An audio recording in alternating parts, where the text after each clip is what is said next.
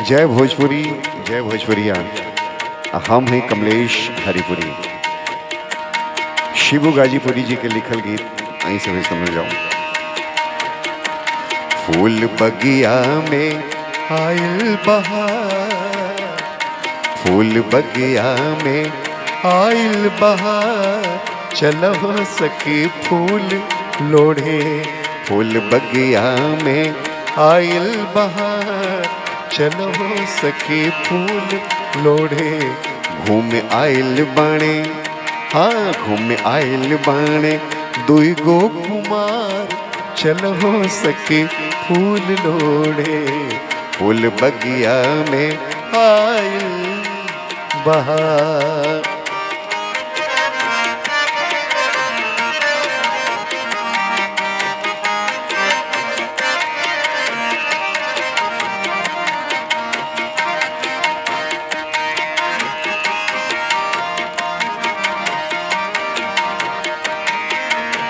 एगो बाणे गोर दूसर सांवली सुरतिया, एगो बाणे गोर दूसरे सांवरी सुरतिया। अब ब्रह्मा जी बनौले बाणे गजबे मुरतिया, ब्रह्मा जी बनौले बाणे गजबे मुरतिया।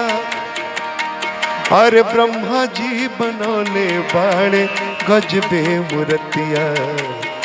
जुटल देखे खातिर, जुटल देखे खातिर गौआ जवार, चलो सखी फूल लोढ़े।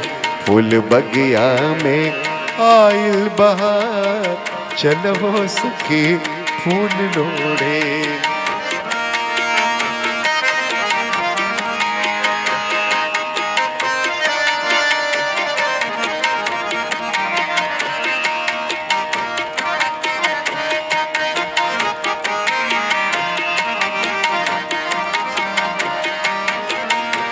राजा जनक जी के जोग देख आइले, राजा जनक जी के जोग देख आइले।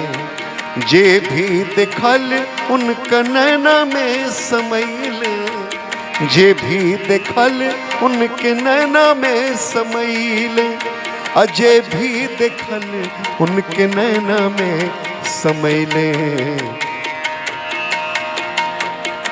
मनुमा भरे नहीं, मनुमा भरे नहीं रूपवा निहार, चलो सखी फूल लोढ़े। फूल बगिया में आयल बहार, चलो सखी फूल लोढ़े।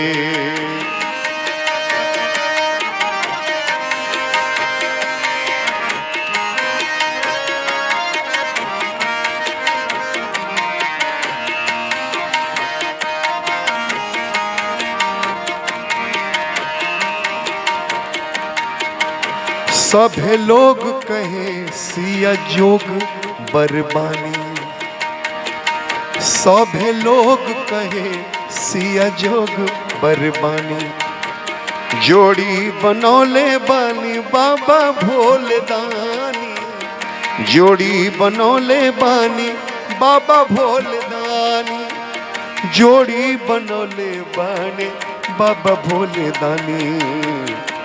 दोनों लगे हैं कमला विष्णु अवतार, दोनों लगे हैं कमला विष्णु अवतार।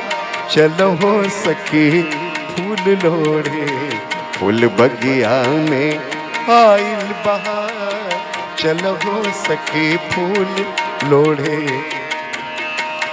आहा फूल बगिया में आयल बहार, चलो सखी फूल लोढ़े। घूमे आयल बाणे दुई गो कुमार, चलो सखी फूल लोढ़े। घूमे आयल बाणे दुई गो कुमार, चलो सखी फूल लोढ़े।